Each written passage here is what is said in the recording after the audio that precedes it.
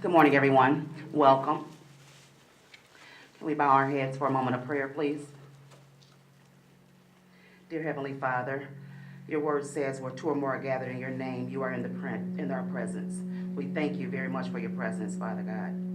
We thank you for each and every member that has joined us this morning. We thank you for our president, our vice president, and our executive board, and all the other members. We thank you, Father God, for waking us up this morning, for getting us and keeping us in our right mind, giving us traveling grace to and from. We thank you right now, Father God, that we'll have understanding from our president this morning. We thank you that you're covering our president right now and our 1820 body right now. In Jesus' mighty name, we thank you, Father God, for your presence. We thank you for your covering. We thank you for all that you have done for all of us. We thank you for your many blessings that flows through each and every day. And we thank you right now for our president and this committee that's coming forward to speak to you right now. In Jesus' mighty name, we thank you. Amen.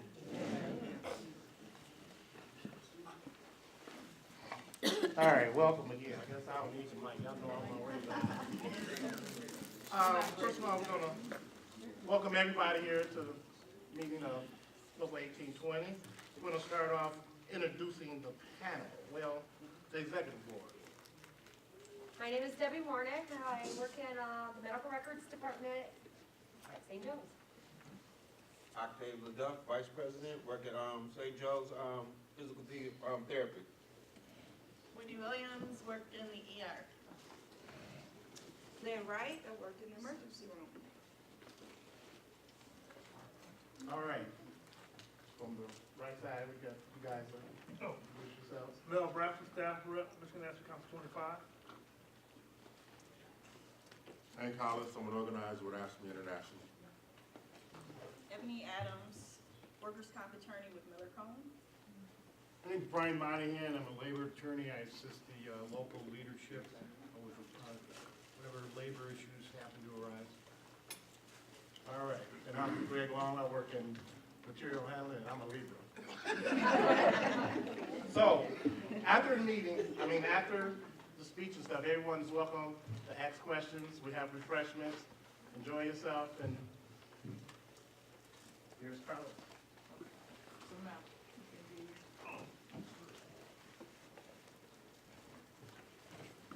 Good morning, everyone.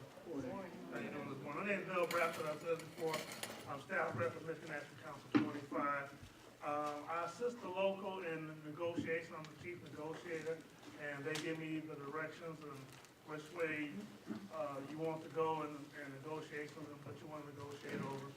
And that's my primary responsibility, as well as handle some of the arbitration cases, move them to our arbitrator panel, which is in Lansing. And as well as, we have some committees out there, Council 25 has, for those who are in the skilled trade area. I deal with the journeyman's card. So if anybody's here in the skilled trade and would like to get a journeyman's card, let me give you my number. You can contact me, and I can send you out an application.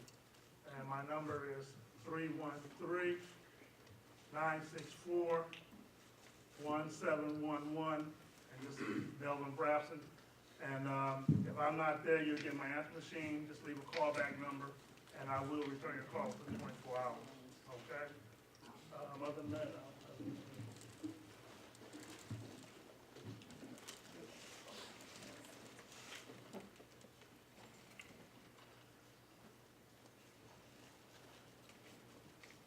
How y'all doing? My name is Hank Hollis. I'm an organizer with ASME International. I am currently working here in Michigan with Council 25 to do a couple of things. Oh, I need the mic? Okay. To do a couple of things. One thing is to really talk to people about the program that we're running called the ASME Strong program.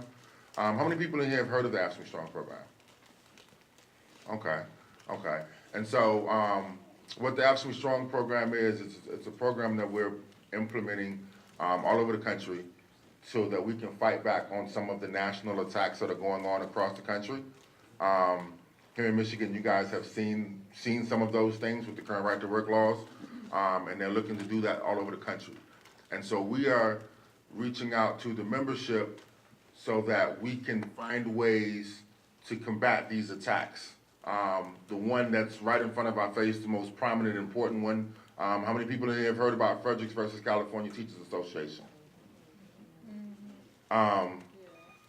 Fredericks versus California Teachers Association was a big deal. It's sent to the Supreme Court. It was heard on January the 11th. And we were under the impression that we were gonna lose that battle. With the death of Antonin Scalia, shortly after they heard the case, they did not have the votes to push it through. And so they voted on it. It was a 4-4 vote. And so we essentially had somewhat of a victory in being able to push that back. But just as sure as that one went to the Supreme Court, there's at least a dozen more in lower courts waiting to go to the Supreme Court, all trying to do the same thing, which is create national right to work laws and create laws that will make it difficult for unions to exist. The people that are trying to do this have deep pockets, and they are corporate first and working families second. So what we have to do is find ways to combat these issues. The best way to combat these issues is involvement. All of us being involved in our local in one way or another. And so what we're going to be doing through the AFSCME Strong program is we're going to be doing a series of trainings with Council 25 regarding 3 major places that we can really reach out for involvement. One of them is called the Member Action Team, which is a way of us being able to make sure that the council and your local leadership can disseminate information and get information to them as quickly as possible regarding things as important as contract negotiations, regarding things as important as things that's going to affect us legislatively. And so that's one of the things we want to talk about. Another thing we want to talk about is getting people to get involved in the organizing program here at your local. And basically what that is we need to be having conversations with our coworkers and one-on-one conversations with our coworkers to encourage them to stay in the union, right? Michigan has been recently turned to right to work. I originally come from Florida, where it's been right to work for years. And it's one of the hardest right to work states there are in the country. And if we are not prepared to organize our workforce and talk to our coworkers and encourage them one-on-one through one-on-one conversations to stay in the union and stay involved in the union, then we will not have the successes that we would like to have or continue to have.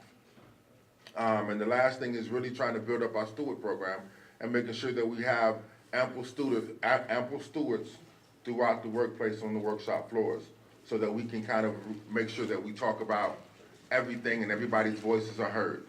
And so that's the basics of what we're doing here. I'm gonna be working closely with Mel and your leadership to try to make that happen. You guys may see me throughout the workplace. I'm working with Council 25, so I'm all over the place, but you may see me around, reaching out and talking to people. One of the things that came out of the Fredericks case that was a little bit of a concern that we're looking to address immediately is one of the amendments was for the federal government or the state government to be able to call for a card check at any time.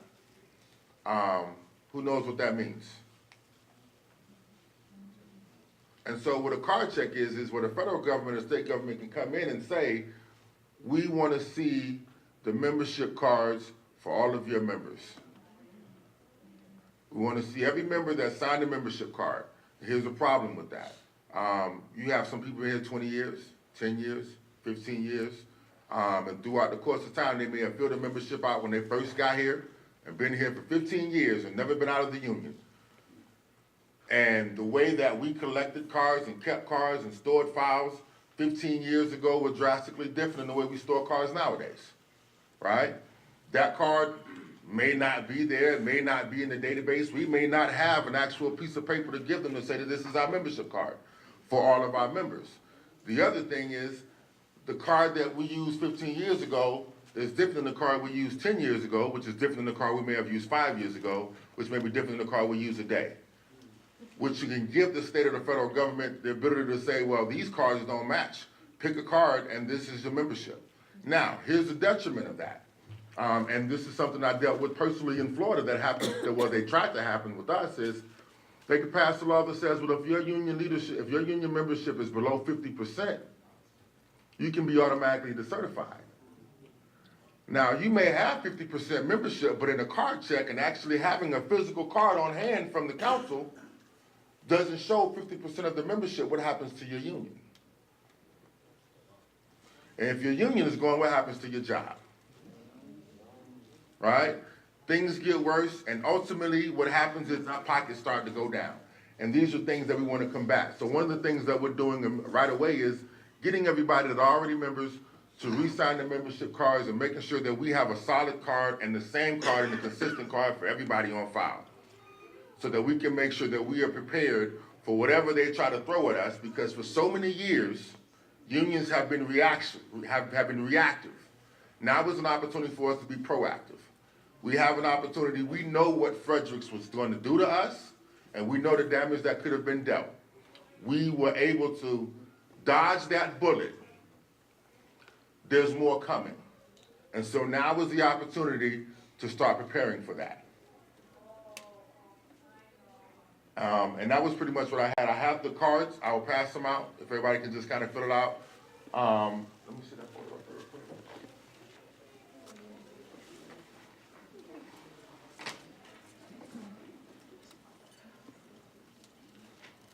The important part about this card is really everything from emailing up and your signature. Don't worry about the middle part or filling out the dues part, any of that part.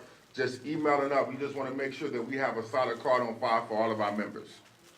So I'll pass those out. Anybody have any questions?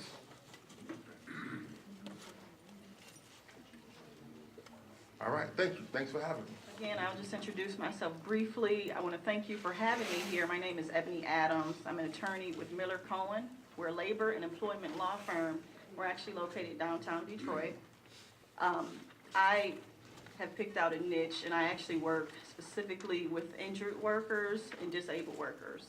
So today I was asked to come and speak briefly about workers' comp law to you all, how you can preserve your rights with workers' comp, take advantage of everything that you possibly can get if you find yourself injured on the job. And it's actually quite common now, more so than in the past. We have a labor market that is swollen. There's more workers than there are employers, okay? So we're finding that they're gonna work you harder, longer, for less money.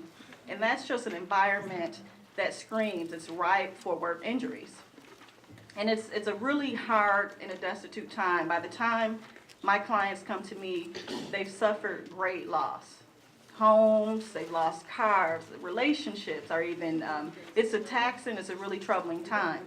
But it's very, very common that you may find yourself or someone very close to you in that situation. So I just want to give you a few facts today that if you find yourself there, that you're just equipped. You have a little knowledge now.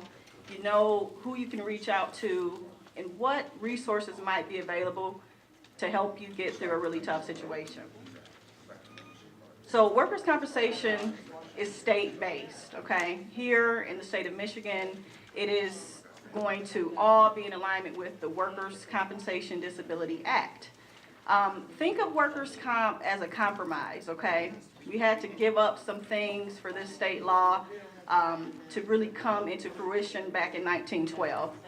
And really, honestly, it's getting less and less powerful. However, it is available to you. The state doesn't give you a whole lot, okay? They give you some roads, we have schools, they're failing, we have governors giving you lead water. Take advantage of those things that you do have and that you can take advantage of. So what are you entitled to under Workers' Compensation Act? There's three things, okay? You can't sue and tort against your employer. It really, think of it as an exclusive remedy. It's the only way that you can sue your employer for a work-related injury. The three things that you are entitled to: wage loss benefits, medical treatment, and vocational rehabilitation. Starting with wage loss, let's just look at that really briefly, quickly.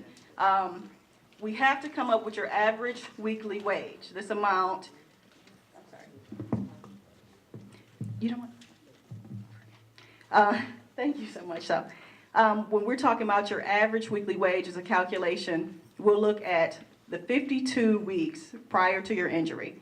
Of those 39 weeks, we take the highest grossing weeks that you have. That's going to give us a number X. You're entitled to 80% of whatever number X is. Okay, so you don't get everything, but you do get something, and you should go after it as well. There's a lot of workers now that are taking ancillary benefits in lieu of workers' comp. That could be short-term disability, long-term disability, sickness and accident, you name it, Social Security, unemployment. You're also entitled to workers' comp as well. You can get these benefits simultaneously. There will be some coordination of benefits, okay? You're not going to be able to take each and every benefit and not have to answer for any other. Someone's going to recoup their money. But when we talk about coordinating benefits, it's going to be anywhere between 20 to 40%, okay? So it's not even dollar for dollar. So you're not essentially losing anything, okay? All of these, you paid for it, believe me. At some point, you paid for this, so take advantage of these things. And I also encourage you as well, before you do so, because there are ramifications and they interrelate quite differently, reach out, speak with a workers' comp attorney, possibly a labor attorney, and see how your rights will be affected. I've had some clients that their pensions were affected. There's just so many things, and it's unique, very unique to each person and to your contracts. Be very familiar with the benefit reps, human resources. Talk to these people and see, what can I do now that I find myself in this position?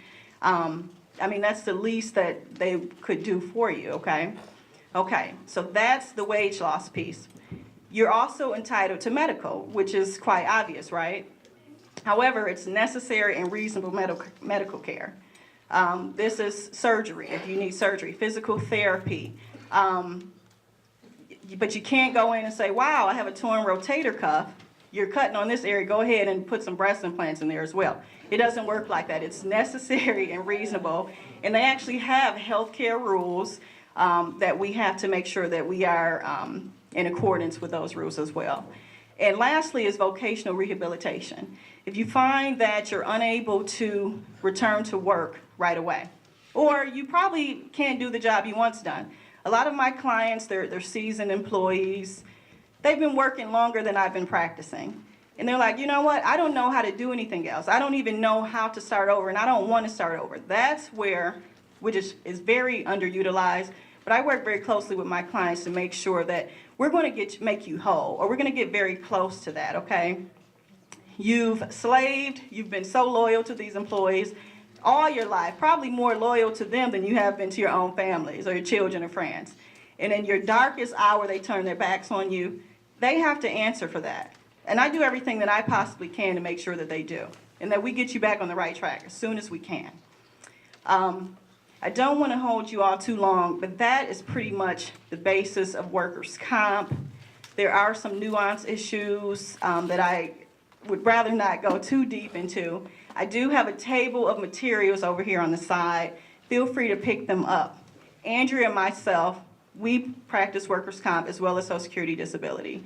We're really good about taking phone calls. We actually do a lot of pro bono. We're not missing a lot of meals, okay? It's okay to call us. We can give you very simple advice on the phone. We would like to retain you as counsel, but we are a community. We have to work in this together.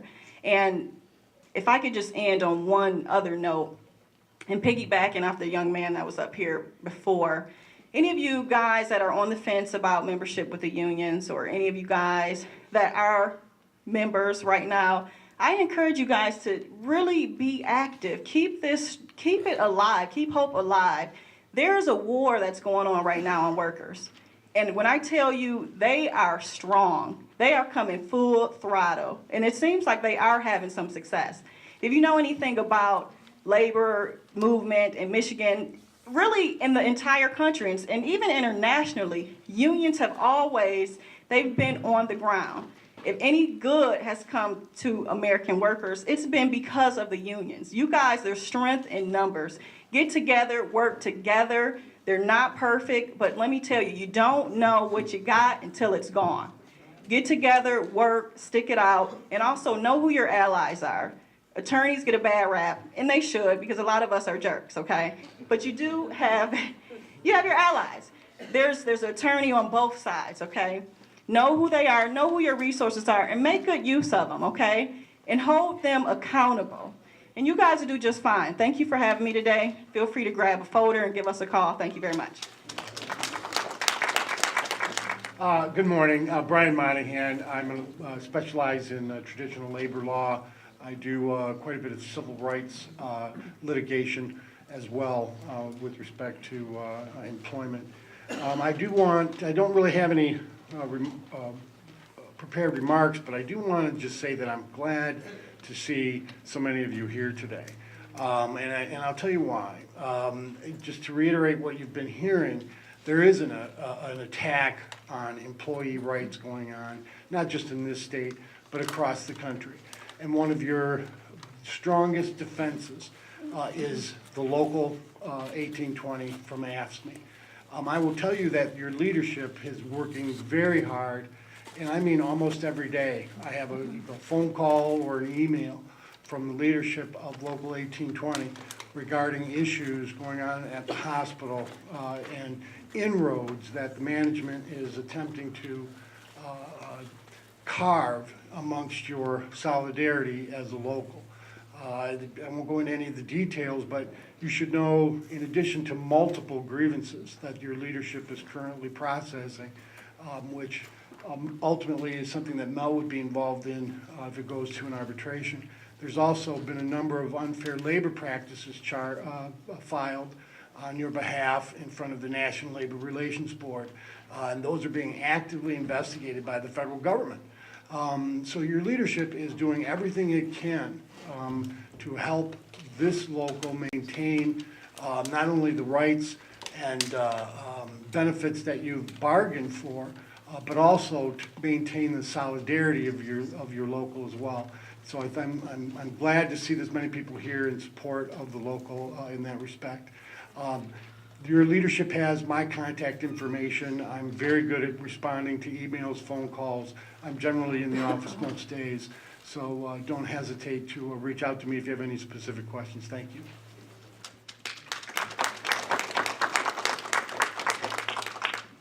Good morning, Local 1820. Carlos Bass became president in 1998 at the tender age of 27. He was the youngest president in local history at this time. 2 years later, he became Region 3 vice president, holding both titles simultaneously for 10 years. He has always had a passion to fight for the people. He is carrying on the legacy from his father, whom was also a union president. When I think of Carlos, I think of 3 words. The first being committed. Carlos is a man's man. He is committed to Local 1820. He will go up against anyone and fight for all of you for what is right. Compassionate. When you all hurt, he hurts. If you lose your job, that's lost sleep for him. He has many sleepless nights trying to figure out how to prevent the dismantling of unions and create job security for you all. Last but not least, determined. He is determined not to let you all down. He will go up against the managers, HR, and whomever else it takes to ensure the rights of the people are upheld. Local 1820, you are all blessed to have this man as your local president. Now, please help me welcome your president, Mr. Carlos Bass. Thank you. I'd like to first say thanks to the executive board. I appreciate y'all, thanks. First, my secretary, Tony. She's the backbone to help keep all this together. So thank you, Tony. Thanks to our legal team. This is our legal team. When I tell you that they own it, they own it. Mel, we talk quite a bit over time, especially Brian. I talk to Brian every day. Brian's on speed dial every second. But before I get into what I want to talk about, I just want to give y'all a brief of what's been going on and give y'all some dates, some key dates that we need to be paying attention to, because these dates are going to dictate our future. And that's why I'm hoping on these days that y'all wear them wristbands showing unity throughout the hospital. And when we get the t-shirts, y'all wear them t-shirts around and show that that we all together. Until management see that we are all together, they're gonna keep doing what they're doing. For our pharmacy tax, I don't know how many people understand what happened to the pharmacy tax. Pharmacy tax been part of Local 1820 since 1971, when we all became unionized. They just up and just uprooted them because the governor changed the law, or the law changed, the Republicans, and said they need to be licensed, so they no longer can be part of the bargaining unit. So they upped and ripped them out of our group and put them non-union. Some of them they let go. So that case is actually being heard at the NLRB, and that date is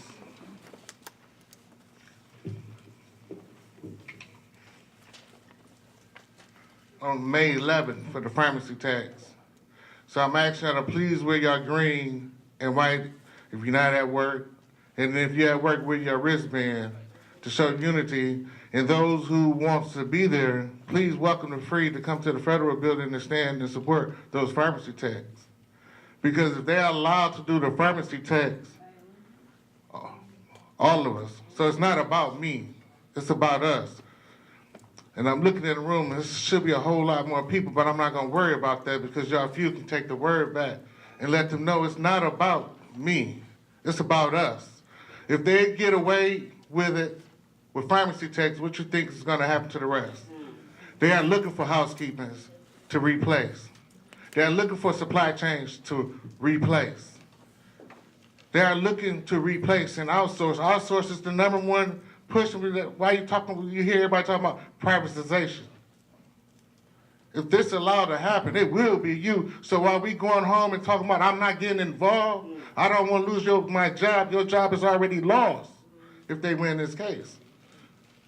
So while everybody's sitting on throttle and sitting back and waiting on someone else to do the work, you might want to think about where your role at in this local union. Because it can't just be one, it got to be all of us. So our pharmacy tax, I'm with you, we be there, I be there, ready to sit on the stand and tell my part. But you have to be there, willing to tell your part. You cannot allow them to intimidate you and sit you there and you won't even stand up for yourself. So I'm telling you, the pharmacy tax, all of y'all come together, support one another. Because if we lose this case, we have lost. It's the domino effect. I don't know how many people pay attention to what Henry Ford, what Detroit Mercy did when they outsourced the whole housekeeping department, DMC. So it's a fight for working family. So it's not about me, it's about us. So it's on us to make a difference. So pharmacy tax date, please mark that date, May 11th. Medical transcriptions, it's May 24th. We hear you. We stand beside you. We understand the pain that you and your family is going through. We are not taking this lightly. We hear you. So ladies and gentlemen, we've been under attack for the last 4 years and we've been sitting idle, throttled, just saying that it's not happening to me, so I'm not getting involved. If you do not get involved, if you don't bring your family, get them involved, it won't be nothing left.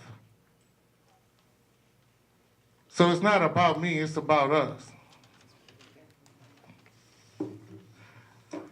CSR, their date is July 4th. No, not July 4th, the 11th. That's another important arbitration date where they're trying to tell you that you don't have right to bump. They're trying to take your bumping options away. They're trying to say seniority don't matter. So imagine each one of us, our seniority didn't matter what would happen. See, all these cases, these three cases right here, it's not about the fact of what will happen if the hospital wins, it's affect all of us. If they can tell the transcriptionist, today you have a job, tomorrow your ass out, you gotta choose to go non-union or the nuance, what you gonna do? See, we all sitting idle and throttled because it's not happening to me. But it is happening to you inadvertently. So when we go to work, understand not to fall in that trap of who doing more or who doing less, and think about the policies and the procedures that the governor and the hospitals put down. That's what's governor. And if you do not stand up and say anything, you might as well just go on their side and join them. If you think you can have a better life without the bargaining unit, go over there and try it. If you think they're gonna give you a benefit or give you a raise just because, go and try it.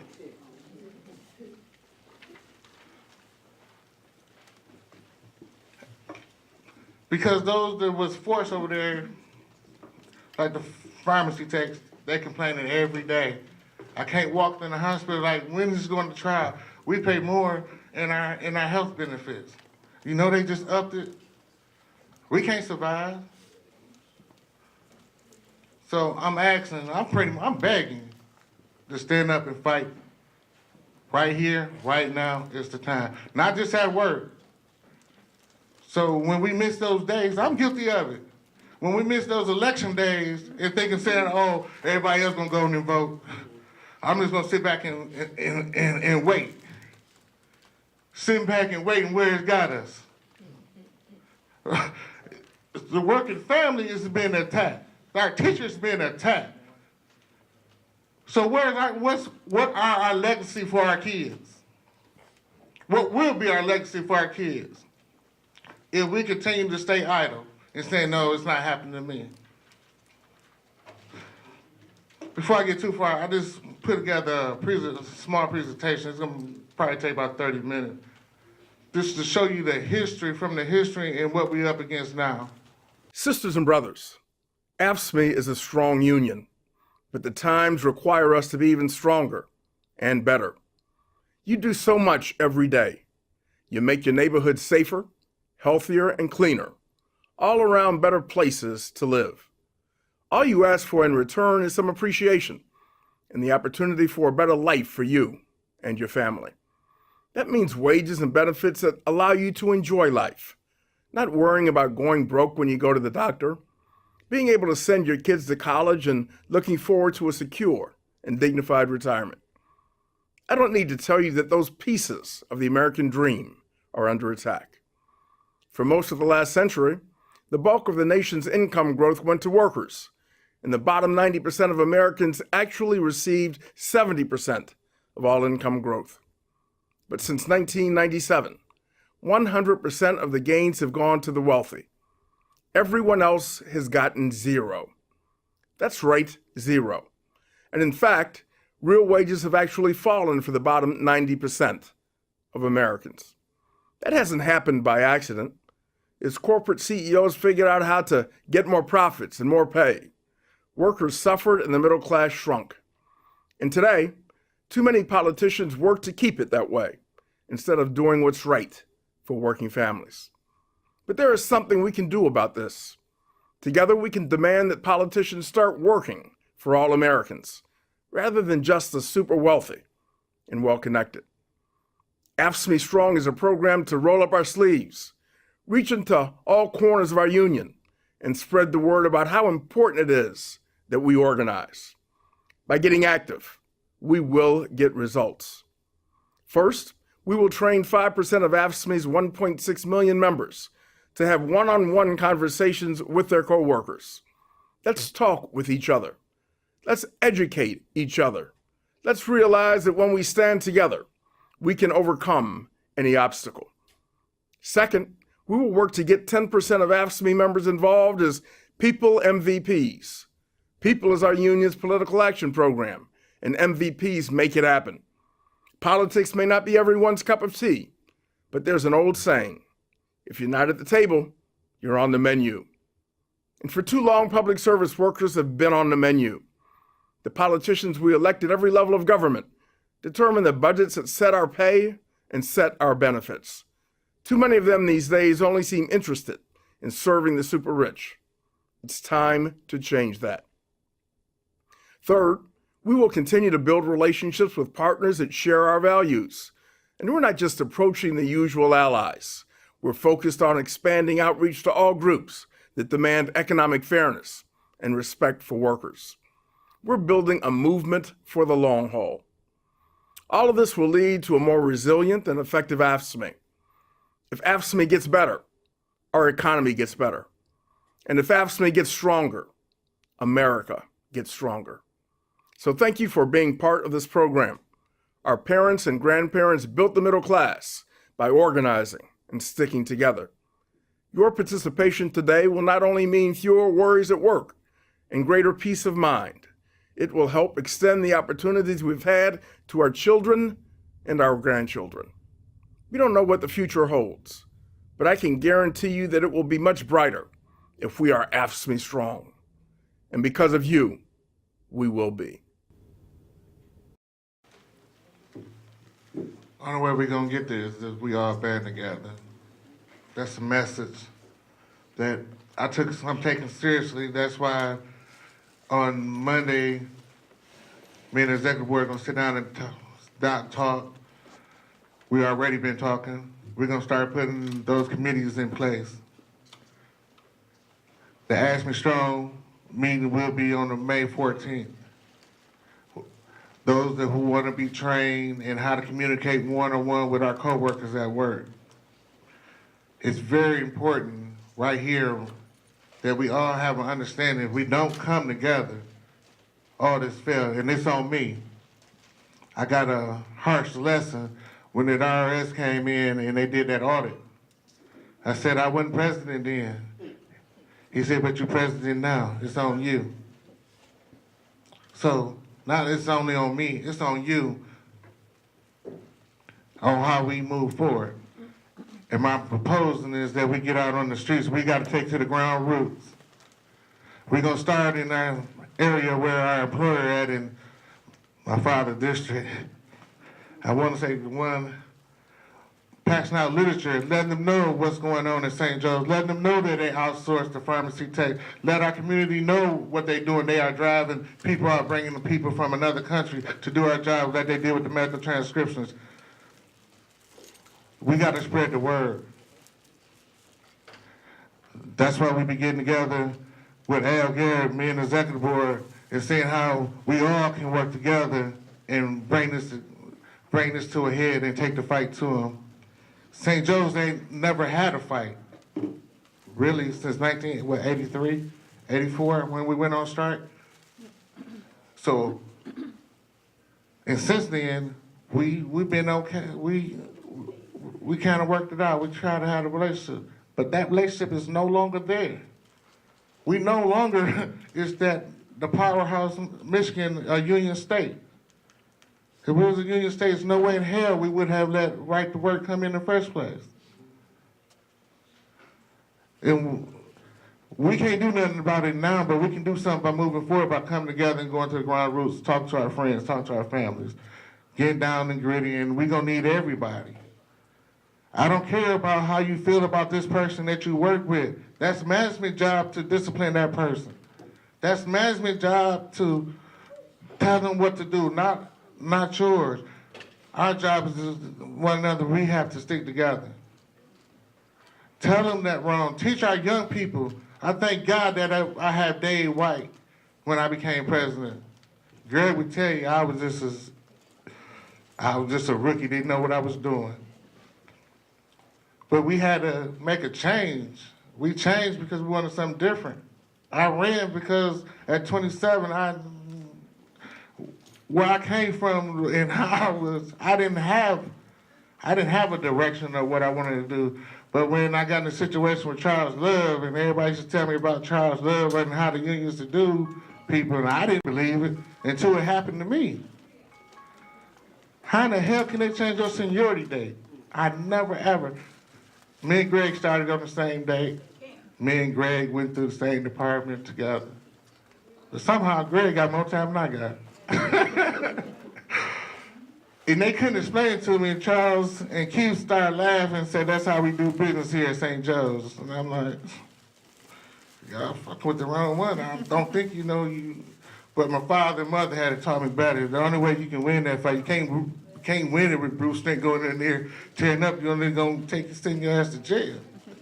So you have to sit back and learn their craft.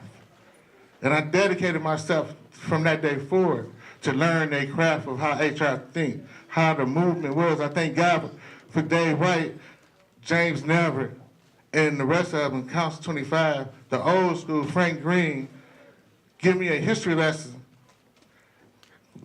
And when I say a history lesson, that means we had no officers when I won that election. Everybody resigned on Charles Love Camp. It was only me.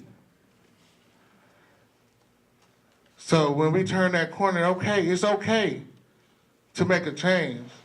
Sometimes the change is better. But it was only me that's sitting in that union hall that late at night on Auburn, not knowing what's gonna happen, being new, 27, didn't know nothing about the union, only for what I heard. So I had to go back and do the research and learn on my own because I didn't have a secretary. I didn't have an accountant. We had nobody. Everybody quit because the person that they was used to wasn't president no more.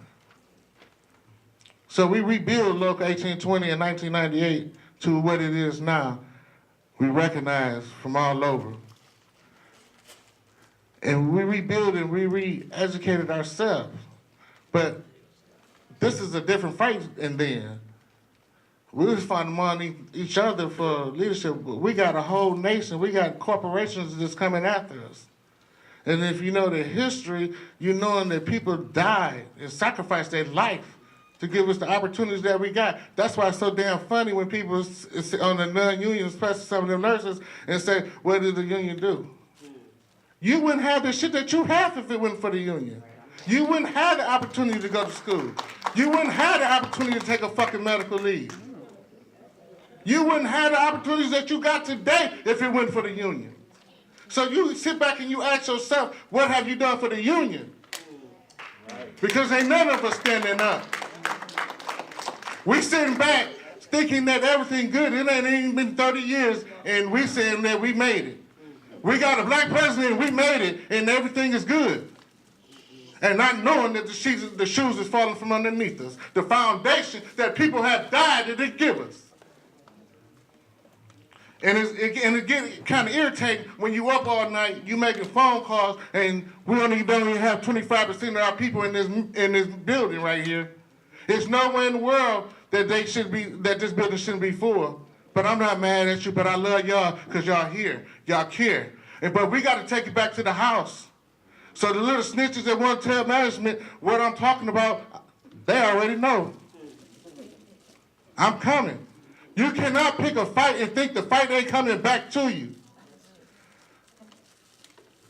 That's why today I'm asking each and every last one of you, go and talk to your coworkers. Let them know what we're up against. And get them to understand. If they don't understand, have them come to the meeting. If they don't want to come to me, tell them watch us while we do our thing. But don't come to the table when we all eating and they want a piece of it. Because the time has come, the fight has come, it's right here in our face, and it was started when they outsourced the pharmacy techs and what they did to the medical transcriptions. The writing was on the wall. Because at first they used to piece. We used to do all the groundskeeping. I wasn't there then when that shit happened, but we no longer do it. We should do plant all the flowers. We had over 1,000 members. We only have 600 now. And you tell me how many managers that we have now. We have more managers now than we ever had. I'm in an apartment of what, 25? And we got 4 layers of management, but they telling you that they can't get no help? The PCAs, 15 to 20 patients? That's unheard of. That's not safe. If you can't stand up for yourself, it's a problem. Because you are putting yourself in harm. If you miss a draw, you miss put something in that computer system about that patient, you think they're not going to try to write you up? Do you think they give a damn how many patients you had? They don't. Do they care about the lab tech? The lab been short for over 1.5 years. We hear meetings about how we gonna get along with one another. But ain't nobody saying nothing when that person missed that draw or missed labor and they in that meeting getting rolled up. So let's just look at it for what it's worth. We cannot sit back and stay idle. I'm gonna finish this presentation. In February 1968, in Memphis, Tennessee, some 1,300 sanitation workers, members of Local 1733 of the American Federation of State, County, and Municipal Employees, began a strike. This wasn't an ordinary strike. We forged together a coalition of the religious community, the civil rights community, and the labor movement. It was a struggle for freedom, for dignity, for decency, for equality. Back in those days, we had to do this to live. The treatment that we were getting. Sometimes I just feel like tears are coming my eyes. And we just got tired. We had meetings and discussed it and said, we're going to do something about it. Said there ain't but one thing to do, is just to make our move. And you know, a man has got to have a strong mind to go out in the street, leave his job, and go out in the street. We felt like we would have to let the city know that because we were sanitation workers, we were human beings. The signs that we were carrying said that I am a man, then we was going to demand to have the same dignity and the same courtesy any other citizen of Memphis has. We are saying that we are determined to be men. We are saying that we are God's children. After a few days, we found that the strike was more than just a recognition and economic strike. It was a social struggle in this society. We talked, they didn't listen. Management and the establishment here wanted no relationship with unions whatsoever. The mayor particularly got completely hung up on this one issue, as that he was not going to recognize the existence of public unions. When a public official orders a group of men to get back to work and then we'll talk, and treats them as though they are not men, that's a racist point of view. And no matter how you dress it up in terms of whether or not a union can organize, it's still racism. For at the heart of racism is the idea that a man is not a man. We thought we had reached an understanding during a meeting of the Public Works Committee. The council will meet tomorrow. Committee Chairman Fred Davis gave us a promise. That the council recognize the union and that there'll be some form of dues checkoff for the union. We were told to meet with the council. When we got there, one of the most crude charades in the many years I've represented working people took place. When they told me there'd be an honest council meeting today, and you and I would have a chance to talk to this council, I regret I believed them. They lied to me and they lied to you. We decided to march to the Claiborne Temple. And as soon as we got out there, some of the police officers, not all of them, began hassling some of our folks. And I remember intervening and promised them faithfully that these men did not believe in violence, that the union did not believe in violence. We started a march and we moved down there, and police cars were used to harass us and push us around, and this was a turning point. I don't know who it was. Somebody hollered and said, break it up. And they just broke right on us. And honest folk God in heaven. And they sprayed so much of that stuff down my collar until I could feel it, look like running down my back. My eyes, they shot that stuff in both my eyes. Couldn't see nothing. We built into our planning the escalation principle in order to help momentum build. Mass meetings every night, daily marches of the workers and clergy, and then sit-ins at the City Hall, which resulted at least one time in major arrests of many of us. In the meantime, I had been talking with Dr. Martin Luther King about his support and about his coming in order to both identify the struggle with himself and to help the people in the community identify the struggle in terms of a nonviolent campaign. You are demanding that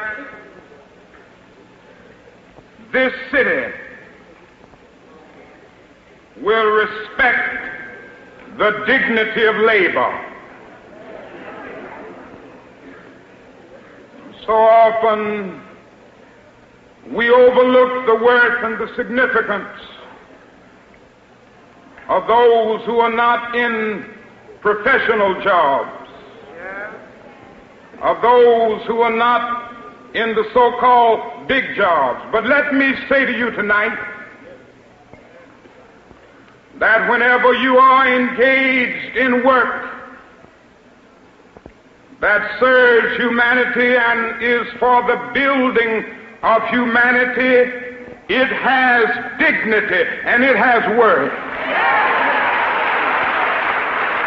You are reminding not only Memphis, but you are reminding the nation that it is a crime for people to live in this rich nation and receive starvation wages.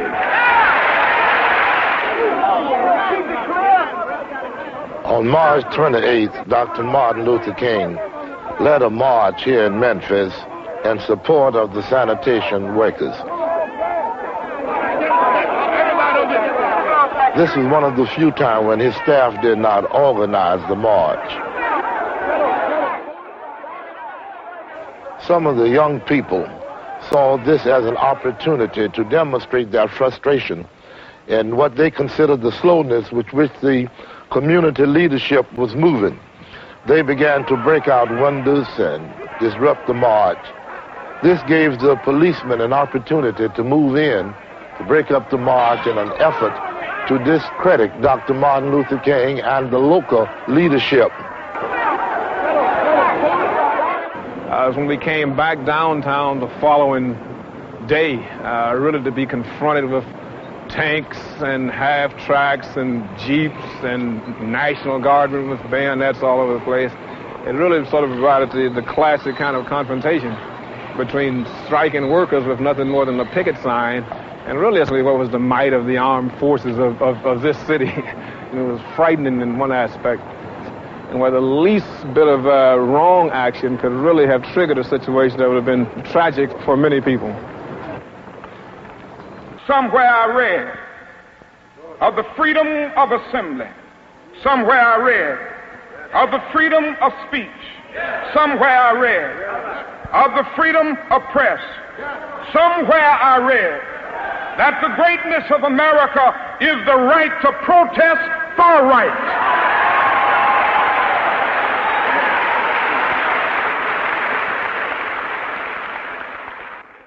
At the time that I heard the news of Dr. King's death, we were still struggling to arrive at an acceptable compromise. So many times in issues of this type, a little bit more leadership, a little bit more wisdom, a little bit more vision, and a little bit more flexibility would enable you to deal with a problem. And yet, this time we were not, and we had to have the tragedy to bring us to our senses. The city of Memphis recognizes the American Federation of State, County, and Municipal Employees, AFL-CIO, Local 1733, as a designated representative for certain employees in the Division of Public Works. The day that strike was over, that was the best part of my life. All in favor of the recommendation, let it be known by saying aye. And I'm telling you the truth. You talking about a bouquet. It was black, white, they tied up on that stage, hugging and crying and hollering. I win a whole lot in this strike because respect, that's the most important thing. They respect you as a man. We've got some difficult days ahead, but it really doesn't matter with me now because I've been to the mountaintop. I just want to do God's will. And He's allowed me to go up to the mountain. And I've looked over and I've seen the promised land. I may not get there with you, but I want you to know tonight that we as a people will get to the promised land.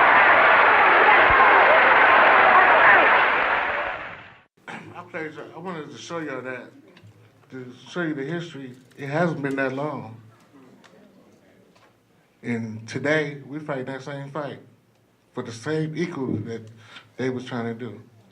So all that hard work, the deaths, the beatings, it ain't been that long since we had the right to form bargaining units for equal pay. And it's already been an attack, and we sit back, asking the question, what have the union and people done for me? The point is, you wouldn't have it if it wasn't for the movements before. And they did it by coming together. It wasn't one man, it just wasn't one person. They put aside their differences and began and came together as one. And the only way we're gonna fight the fight that we got right here today is by coming together. So that's why I keep saying it ain't about you. It's about us. It's about our kids. It's about if we keep sitting back doing nothing or saying nothing, what are our kids gonna have? We can all agree, are they getting the proper education, that public education that they should have? Because it seems like every cut, they're going after the teachers in the school system. So that means for our kids to get a better education, we have to work more to earn more to send them to one of them fancy schools to get a decent education. So I want to keep refreshing y'all memory. This ain't long ago. I wasn't born when it happened, but I was born 3 years later. I didn't get the chance to see it because I thank those that came before me that left me something to build on. I had that choice to go to school. I had that choice to come home, my daughter gets sick, take her to that doctor. I went in that struggle, but I have that choice, I have that value now. But that's under attack. So now I have the choice to sit back and do nothing, or we all gonna come together and stand up for something. I know you tired, you working, you go home, you tired, but you just can't stop. We got comfortable, that's what I believe. We all just got comfortable in saying there's somebody else to do the work. The work ain't getting done. The housekeeping ain't cleaning. We have to do the work. We have to get out there and go to the grassroots as we used to. Go to door, talk to your family, talk to your brothers, talk to your sisters, talk to your pastors, talk to whoever. And let them know that we're on a mission. Spread that word that Local 1820 and AFSCME is on a mission. The mission is for justice.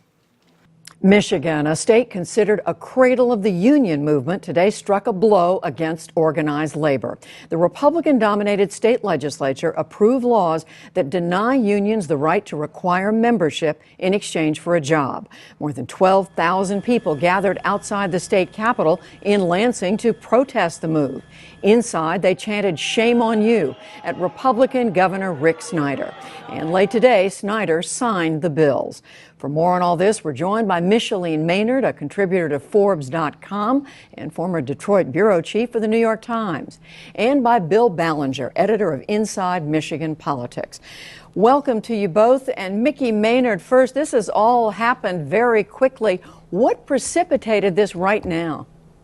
There were two things that happened, Judy. First of all, in November, there was a ballot proposal that unions floated that would have outlawed right to work. It would have put that into the state constitution, and that proposal failed because it was proposed at the same time as a lot of constitutional amendments, and people just sort of cast one vote against all of them. The second thing that happened was Republicans gave up some seats in the House and Senate. There will still be a Republican majority in January, but it will be smaller. And so if right to work was going to happen, this lame duck Republican-controlled legislature was basically where it was going to happen. So Bill Ballinger, in a state that voted by 10 points for President Obama in November, it's a state that is striking a blow for right to work. How do you explain that?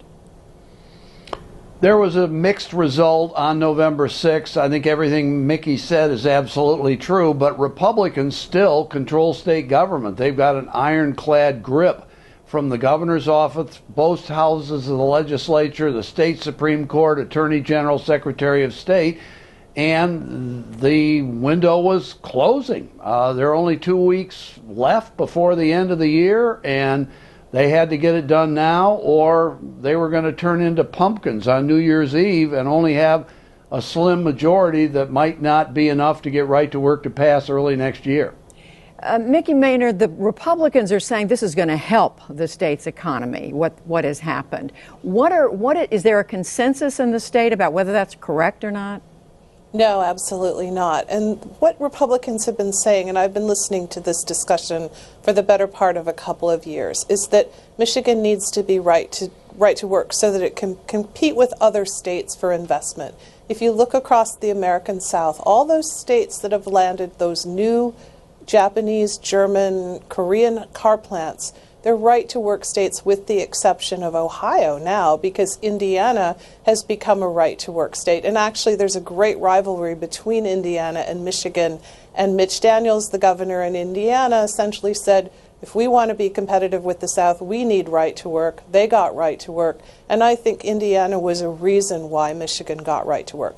But opponents of this legislation, or now law, would say, you hurt the middle class, you lower wages, it's much harder for unions to represent people, to look out for their best interests, and they have essentially predicted all kinds of gloom and doom for the state of Michigan now that this is law. Bill Ballinger, what's your take on that? And is there a consensus on what this means now for Michigan workers and for Michigan employers? Well, Mickey's right. They are anticipating, most people are, that somehow this is really going to strike a terrible blow to organized labor, that they're going to lose membership, they're going to lose money, and they're just going to wither on the vine and die.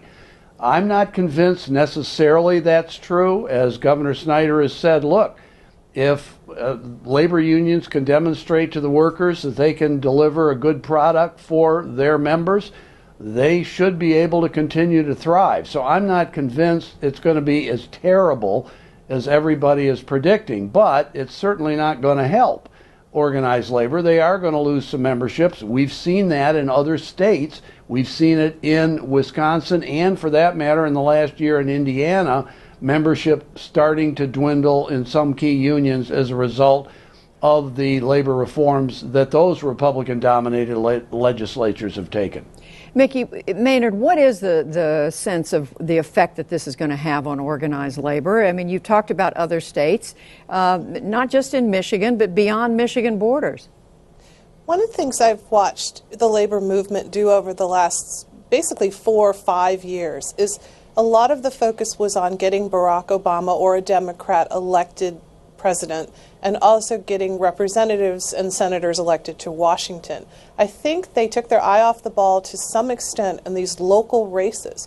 Well, now we see what happens when you don't have the feet on the ground, the money in the local races. You end up with state legislatures that are unfriendly to labor causes. So I think it's a wake-up call for labor nationally to focus on some of these states. I'm thinking about Ohio now. Ohio passed and then repealed a limit on collective bargaining for public employees, but it doesn't mean that the issue won't come up there again. There are states like Pennsylvania that are not right-to-work states. There's still opportunities for the conservative movement, the anti-labor movement, to go in for right-to-work. And I think someone maybe in the labor movement will say, okay, we draw a line in the sand with Michigan. We can't let this spread any further because there's clearly a domino effect. And what about that, Bill Ballinger? I mean, what do you see? How do you see this in the grand scheme of the face-off that continues now between organized labor and those who believe it's what organized labor does can hurt the economy? Well, a couple of things. We shouldn't forget that what was passed today in the legislature affects public employees in addition to the private sector workforce. We've been talking about the automobile industry, but this affects school teachers. State and local public employees, anybody who's part of a public employee union, they are affected by this, and they are just as angry as the private sector workers. In fact, the only growth sector in the union movement in this country over the last decade or two has been in the public sector. So that was a big target of today. I think you're going to see some recall efforts. They're going to start up again, although, by the way, the Republican legislature has now amended the recall law to make recalls tougher. And I think there will be a lot of litigation. This is going to be fought out for a long time. This thing isn't a slam dunk, over and done with today. This was a major event, but this battle is going to continue for days or weeks into the future. A major event for sure, and we thank both of you for talking with us, Bill Ballinger and Micheline Maynard. See my point? They didn't sneak it in. We didn't do our job. That's what happened. They didn't sneak it in, even though they did it in the short session. But if we was paying attention and involved in what the union and our leadership was trying to tell us and what they wanted to do, we could have succeeded. You heard that, Michigan, the cradle of the labor movement. If we the cradle of the labor movement, why is we the right to work? Because we got comfortable. That's what happened. We comfortable, we figuring that everything's gonna be okay. We sit back and we didn't do nothing. We didn't get out and do our job. And we didn't talk about it. It wasn't a hot discussion. It wasn't a hot topic like the Pistons playing basketball in the championship game or the playoffs. It's not the hot topic about what our girlfriend did last night. It's not a hot topic about us coming in at 5 instead of 3:30. See, this hot topic, the hot topics that we're looking at is disguise you from the truth and what's really going on. Just like Snyder signed it with no problem. But don't y'all think it's funny where they know our weakness? If you're sitting there, you can go to the store and you get your food for free, it's gonna be a line, am I right? Yeah. Now how did that work in the labor movement? It's right to work. You have the right to join the union or not, but if you join, you still don't have to pay. It's free. Now, how did that make sense? It's not free. It's at a cost. It's our livelihood. So when those who choose not to pay them union dues or support the union, you're not only hurting us, you're hurting yourself. Big corporation. That was intended for you to not to pay dues. You stuck on free representation. Brian, they go, you're not gonna do your job for free, are you? Right, pro bono, but you still get paid. So what's free? Not even water. No, because that's a death penalty in Flint. So we should be outraged. But the only thing I see is that, oh, that's the government. But you have to do something. They gave us a punch. What are we going to do now? They do their punch. What are you going to do? What are we going to do? I don't like getting hit and not hitting back. Okay, the governor got one in on us. But what are we doing as the people to get the governor's attention that we're going to be on your ass till you do the right thing? Even if you wanted to make the right to work state, they still pay their dues if they choose to be in the bargaining unit. If they choose not to, go to the non-union and see how you fare out.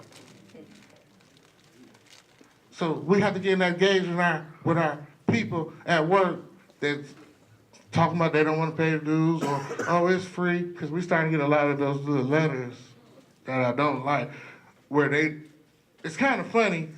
They sign a paper saying they want to be in the union, but they coming to us and saying that, can we help them? Because they didn't get their bonus or they didn't get that. Law, we have to, but it kind of hit a nerve. So I do kind of get this in place. I have other meetings to go to during that time.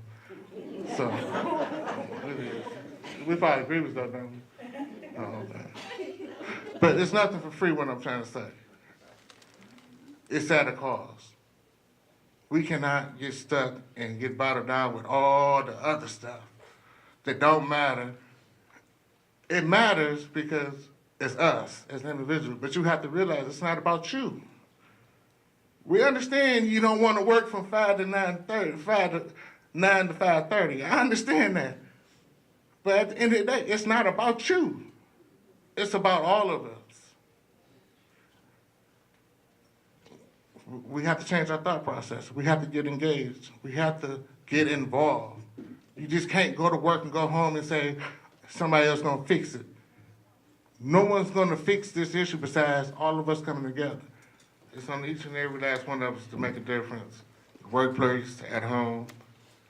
We gotta get involved in the local elections. That's why I'm putting up the panel for because we used to do it a while ago. When a person wanted to run for judge or mayor, they had to come through us to get our support.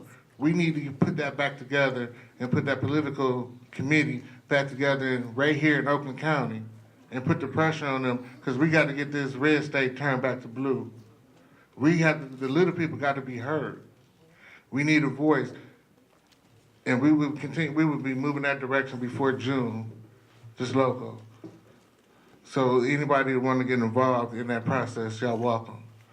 We need to continue Dr. King's fight for the right of workers to unionize, a basic right that will be under attack tonight during the South Carolina Republican presidential debate, not just by candidates on stage, but also in the form of TV commercials like this one.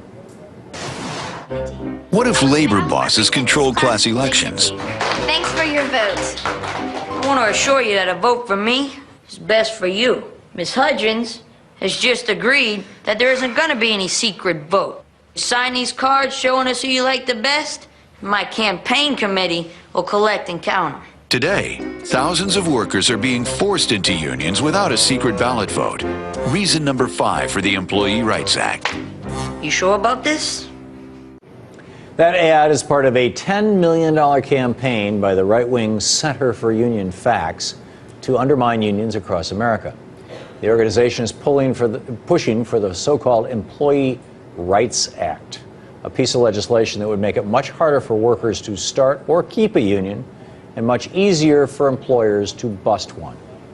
It's the right-wing opposite of the Employee Free Choice Act, or card check, which makes it easier for employees to unionize.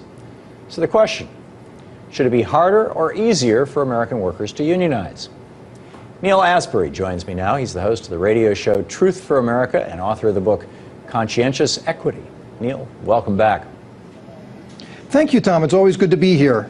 Neil, why do you hate democracy in the workplace? I don't hate democracy in the workplace, and that's exactly what the unions are fighting to eliminate. I mean, the unions are out for a privileged few to create this elitist class. The unions are in the business of promoting the financial interests of the union leaders. Union can only exist when a majority of its members vote for something. Unions are democratic institutions. Workplaces, corporations are kingdoms. How could you call a union, how could you say a union is working for a privileged few when a union can only exist if 51% of its members say they want it? Well, you just played a clip about card check, which was to take away the secret ballot because unions are in rapid decline. It would not take away the secret ballot. They're just not getting any new members. From the height of unionism in the 1950s to where nearly 60% of the private workforce was unionized, today it's less than 8%. So then, Tom, why are the unions in such rapid decline if they're doing the good work of those that they're unionizing? Because in 1960, the largest employer in the United States... There's federal and state and local laws today that is doing the things that the unions were doing back in the 50s. Right now, the unions are irrelevant. Neil, let me answer your question. Voice. There's a very simple reason. In 1960, the largest employer in the United States was General Motors, and it was unionized. Today, the largest employer in the United States is Walmart. And not only are they not unionized, but they spend millions of dollars fighting unionization.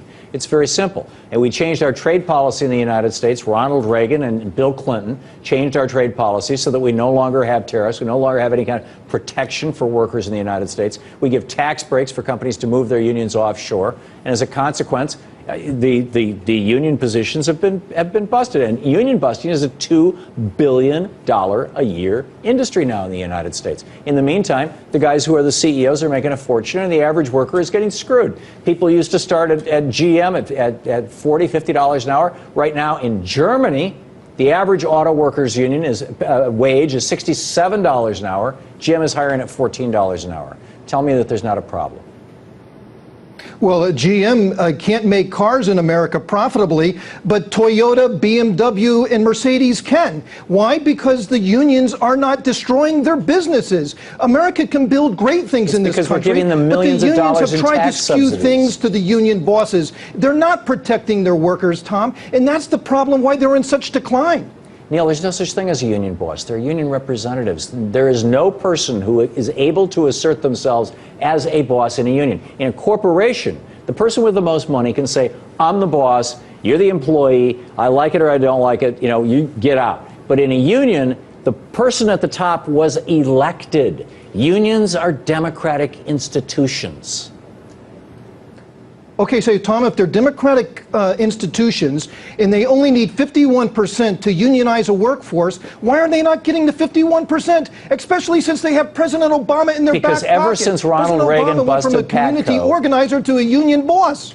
Because why can't they get the 51%? From the day that Reagan busted Patco until last week, when Obama finally appointed a couple of people to the NLRB so it could function again, you've had a National Labor Relations Board created in 1935 to defend labor that has been actively hostile to the interests of labor, with the single exception of a couple of years when Robert Reich was running it in the Clinton administration. But basically for 30 years we've had Reaganomics, and Reaganomics has been hostile to workers and friendly to billionaires.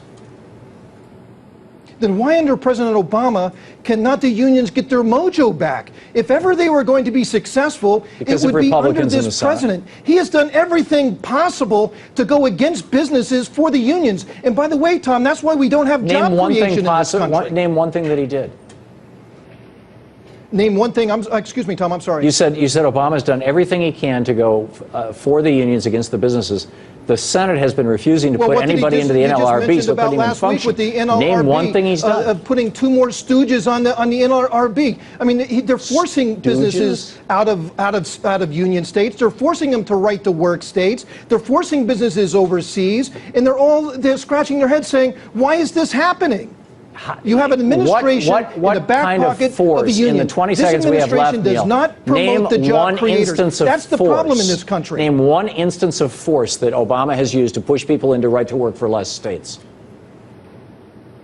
Well, just by his economic policies, his taxation policies, what he's trying to do, making it so much easier for people to unionize. Why are they leaving the states that are heavy unionized states for places like South Carolina? What did Obama do when his administration do when Boeing decided to build a plant in South Carolina? They brought a suit against Boeing because they wanted to move to a right to work state. I mean, that's sending a clear message that businesses in this country are under attack. We're out of time. Thank you so much for being with us, Neil. We're going to get proactive. We're going to do this ourselves. We don't need no one to tell us what's right and what's wrong. But we can make those individuals that say, come to us and ask us for a vote or ask us for our money for endorsements to do their part. We can hold them in checks and hold them accountable for their actions. To me, this has been too long. Oakland County been in real estate too long. It's time. If y'all with me, I'll be happy. If you're not, I'm still going to move forward. Like the people said, the majority votes. But this local will move forward. We will not stay idle. Not no more. The PCAs, the PSCs, I'm glad y'all here. We hear you. We are doing everything we can to try to balance that playing field for you don't have to have 15, 14 patients. But we need y'all. Y'all needed to call us and put on that number, on that phone, on that voicemail. I have 15 patients, this the date, this the time, and take a copy of that worksheet to give us, because we can't win without documentation. Housekeeping, we hear you. Management has the right to do the time, to change their start and stop time. But that should not stop us from doing our part, holding them accountable for what they should be doing by the contract. If you don't have enough people to do those bids, we need to be filing a grievance on that. But we need dates and time. ER, the staff in the ER, sitting there with 10 or 14 psych patients, or 8 for one person, and someone of them get up and get hurt, then what? I hear you, but I can't do nothing unless you say something. You got to put it in writing and stand behind it. We moving forward. We're not going to stay idle. We've been idle too long. We've been trying to work on our partnership for too long. We've been going back to management, almost begging. And Tony, tell you, I get pissed off every time they sit there and say it's management rights. But you have rights, but the rights, if you don't stand up for them, what's the use of having them? That's why they taking them, because they knowing you're not going to say nothing. They knowing you're going to come and work and do your job and go home. They knowing that you're going to do what they say do. It's mighty funny how a manager can come and tell you about your contract. That's why we're going to have class every other week about this contract to make sure our members understand the contract. That contract, that book is your life. What's in that book is your right. That's why on the second page they tell you, nothing in this contract can be binding. The contract oversees their policies. If it's not in there, their policies is in play. But we got too many people that don't understand that. That's why we have these problems, because they don't want to take the time out and read. So those who want to understand the contract, meet me at the union, meet me here. Well, we're going to do it every other Wednesday or something like that, but it'll be posted. If you really want to make a difference, you'll learn that contract. Then you won't go for the okie doke when the supervisor's saying that you got to stay home, but stay by the phone. Well, everybody know that's on call. They saying it's late start. Ain't no damn such thing as late start because they can't give us a policy. Ask them for a policy. They say it's not one created. And they don't see it. And we just had a meeting. We had to explain to them, well, what is it then? If you're telling them to stay home because you don't have no work for them, that's a temporary layoff. You got to read it. You got to do your homework. But we got too many people just going home saying, oh, I'll go home. You got to understand what you're putting yourself in. It's time to stop being idle and stop listening to what the other men say and read and understand for yourself. If you think we lying, you read and do your homework. I played a whole clip and when I got more to show you what I'm telling you is the truth. But it's just not at work. We go to work and go home and think our day is over because we got to take care of our kids, but somehow you got to find time to, when it's a vote time, to get out and vote. But when you vote, learn who you voting for. Learn what you're voting about. Who's going to be there for you and invest in your best interest. Not my best interest. I'm talking about your own best interest. Because I got my best interest because I'm going to vote for the person that I feel is right. You don't have to vote for what you think that everybody else wants you to do. That's your own given right. But understand who you voting for. Republican Party, every clip, every news clip you read, you hear the Republican Party, rich corporation got a master plan. But only way we can screw that master plan is to come together. You can say what you want, but until you get off your butt and come together and quit all this other BS, letting all the shade get us all blind, our concentration on something else. That's how they want it. They want us to concentrate, worry about how we feed our kids. They want us to worry about what's tomorrow going to bring. But tomorrow only can bring what you going to bring to it. So this Local 1820 is going to take the lead. And I don't give a damn who know it. We're going to do it our way.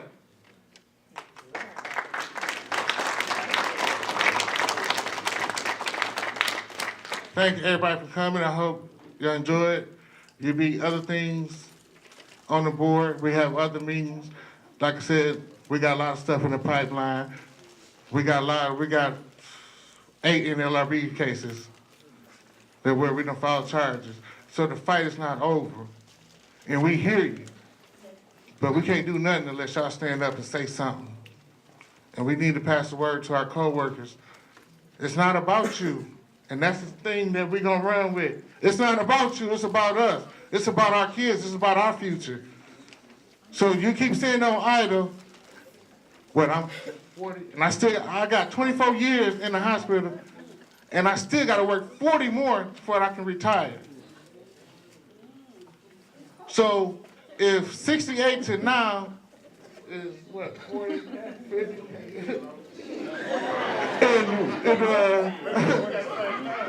No. You missed my point. I missed the point. It's not about my age. It's about, in 1968, we're still fighting for the rights that we got.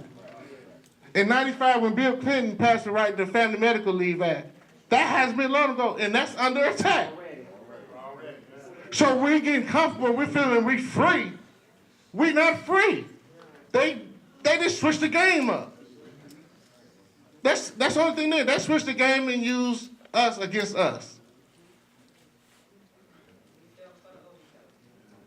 And two, for us who have kids and young kids or kids, what are they going to have in the next 10 years? So I'm asking you, what are y'all legacies y'all going to leave for America?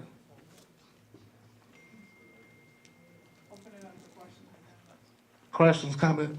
Thanks, Tom. Yes, sir. I have actually several questions, if I can. Yeah. And it's involving a lot of the transcription displacement. I heard you say that there was, or the other gentleman say that there was opportunities and applications for skilled trades. That'd be mail department. Okay, so my question is for those displaced workers, will they have an opportunity, or will they be looked at with any kind of favor since they were displaced to go into the skilled trades? That would be. Well, my comment was to obtain a journeyman's card for those who are already in skilled trades. Oh, okay. Okay, that they can get a journeyman's card from Athens. Okay. And then the other part of that question would be, is there going to be any kind of vocational training for the people that were displaced? Is that going to be part of the arbitration? That would all take place in arbitration with the arbitrator decide. Because those who went to Nuan is considered as resigned. And then for the ones that stayed? The one that stayed is most of them are still there as and working. At a much lower rate of pay. Yes, sir, if we are on it, but that's up to the arbitrator to decide that in the justice system. And then what, if any, kind of verbiage, and this is important for everybody, with the right to work state, is the local trying to put in place for the verbiage to not be able to outsource? We already have that in our collective bargaining agreement. That's what we arguing and fighting on. That the hospital, no one would be to suffer layoff through outsourcing. So that's the piece that's being challenged.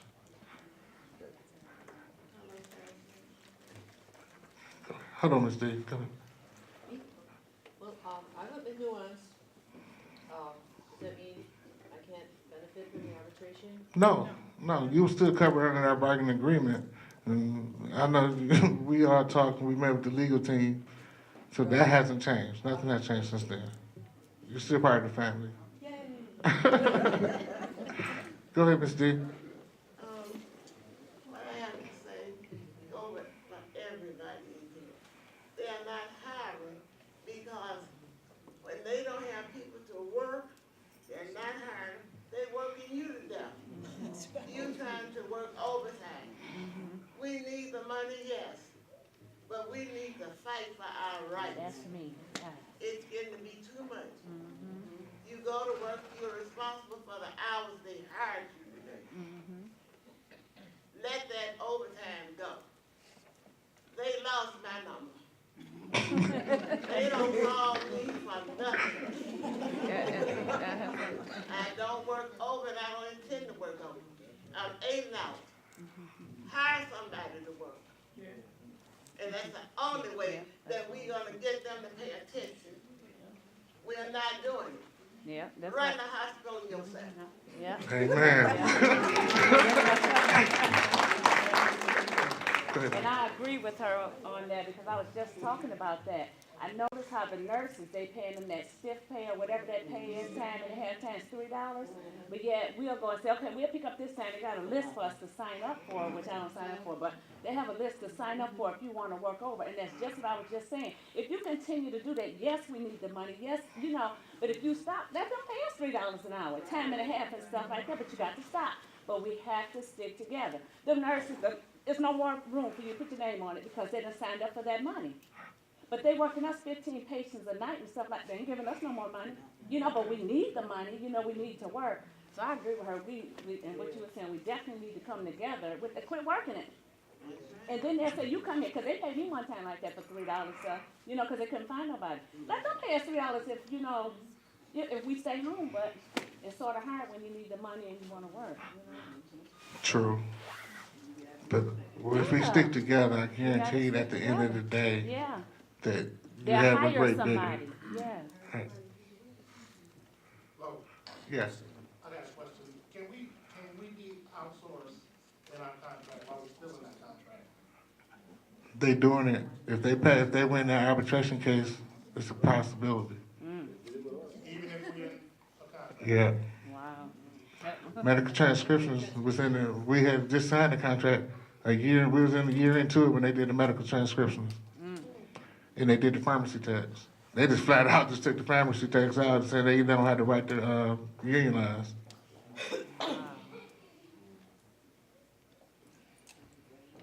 Any more questions?